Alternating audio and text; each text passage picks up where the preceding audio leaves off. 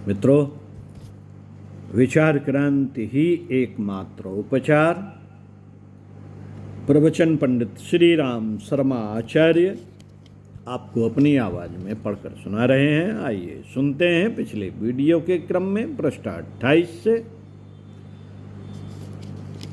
मित्रों, समय को खर्च करने के लिए बात इसलिए की गई है कि अगर हम केवल साहित्य रख दें और पुस्तकालय खोल दें, घर में रख दें या किसी लाइब्रेरी में रख दें तो उससे कुछ बनने वाला नहीं। आज मनुष्य की ज्ञान की भूख मर चुकी है।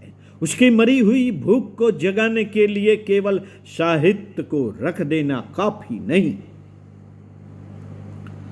वरन उसकी इच्छा को जगाना भी जरूरी है। हमने देखा है कि उपन्यास पढ़ने वाले, गंदी किताबें पढ़ने वाले ढेरों हैं। वे लाइब्रेरियों में जाते हैं और पैसा देते हैं, किताबें खरीदते हैं, नावल खरीदते हैं, गंदी किताबें खरीदते हैं और उन पर पैसा खर्च करते हैं। लेकिन अगर अच्छी किताबें लेने के लिए कहा जाए तो मुंह मोड़ लेते हैं और कहते हैं कि ये हमें अच्छी नहीं लगती, हमको फुर्सत नहीं है, समय नहीं है। इसकी वजह एक ही है कि जीवन जैसे महत्वपूर्ण प्रश्न के ऊपर उनकी कोई इच्छा नहीं है। उनकी इच्छा सो गई है। वे जीवन के स्वरूप को भूल गए हैं। जीवन की आवश्यकताओं के बारे में उन्हें कोई ज्ञान नहीं है। हमारा पहला काम लोगों की मनःस्थिति के अनुसार पुस्तक पढ़ाना नहीं है, वरन पहला काम उनकी रुचि को जागृत करना है। इसके लिए घर घर जाना पड़ेगा। विचारों की उपयोगिता, विचारों का मनुष्य के जीवन पर प्रभाव और विचारों का नैतिक और राष्ट्रीय जीवन पर प्रभाव आदि बहुत कुछ हमको उन्हें सिखाना तथा समझाना पड़ेगा और शुरुआत करनी पड़ेगी ताकि आदमी की समझ में यह आ जाए कि विचारों का भी कोई मूल्य होता है। सही विचार करना आ जाए तो हम अपनी आंतरिक और बाह्य जीवन की समस्याओं का समाधान करने में समर्थ हो सकते हैं। इसके लिए घर घर जाना पड़ेगा, बहस करनी पड़ेगी और समझाना पड़ेगा, रुचि पैदा करनी पड़ेगी। वोट मांगने के लिए जिस तरीके से चालाकियां इस्तेमाल की जाती हैं, खुशामदें की जाती हैं, उसी चालाकी और खुशामद के साथ साथ हमें घर घर जन जन के पास जाना पड़ेगा। अगर हम ऐसा नहीं कर सकते तो लोक रुचि की ओर नहीं ले जाया जा सकता।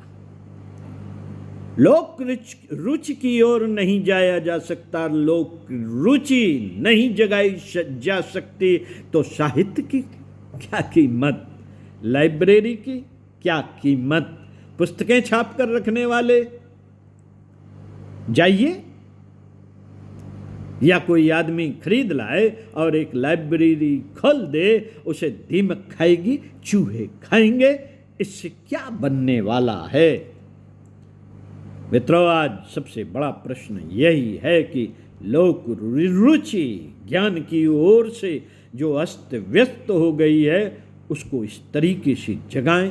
इसके लिए झोला पुस्तकालय चलाने की बात कही गई, 1 रुपया और 1 घंटा समय देने की बात कही गई। आप कहीं भी जाएं, अपने ऑफिस में जाएं, रेलगाड़ी में जाएं, सफर में जाएं, रिश्तेदारी में जाएं, एक छोटा सा बैग अपने पास रखें। उसमें 5-25 किताबें जो बड़ी उपयोगी हैं और बौद्धिक क्रांति के लिए मार्गदर्शन करती हैं, उनको अपने साथ लेकर जाएं। और जिस किसी आदमी से हमारी बातचीत का सिलसिला शुरू हो, अपने मिशन की बात करके, थोड़ी सी रुचि जागृत करके और उसका लाभ एवं महात्म्य बता करके एक पुस्तक चुपके से दे दीजिए और उसकी ओर खिसका दीजिए और पढ़ने के लिए कह दीजिए। उसके पास किताब पढ़ने लायक समय ना हो तो उसे विज्ञप्तियां जो हैं उनको पढ़ने के लिए कहा जाए और उसको वापस लिया जाए।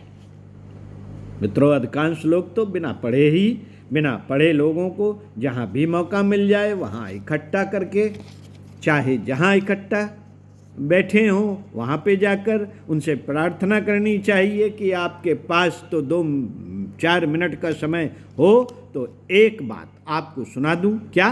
अगर वे कहें कि सुनाइए तो एक विज्ञप्ति सुना दीजिए, 10 मिनट में वो यह खत्म हो जाएगी। ये विज्ञप्तियां बड़ी मजेदार हैं। यहाँ सुना दीजिए, वहाँ सुना दीजिए, घर में सुना दीजिए, रेलगाड़ी में सुना दीजिए, मोटर बस में सुना दीजिए। इस तरीके से बिना पढ़े लिखे को ये पुस्तकें सुनाई जा सकती हैं, पढ़ों को पढ़ाई जा सकती हैं। इस विचारधारा को हम में से हर आदमी को मिशनरी स्पिरिट के द्वारा फैलाने की कोशिश करनी चाहिए। ज्ञान यज्ञ हमारा विश्व कल्याण का यज्ञ है। उसको केवल भौतिक दृष्टि से 1000 गुना, लाख गुना बड़ा माना जाना चाहिए और हर विचारशील को ज्ञान यज्ञ के लिए अपने हिस्से का कर्तव्य पालन करने के लिए कटिबद्ध हो जाना चाहिए। आज की बात समाप्त। चिंतन मनन स्वाध्याय सत्संग करते रहिए और जो पढ़ा सुना गया है उस पर थोड़ा सा चलने का प्रयास कीजिए। ओम शांति।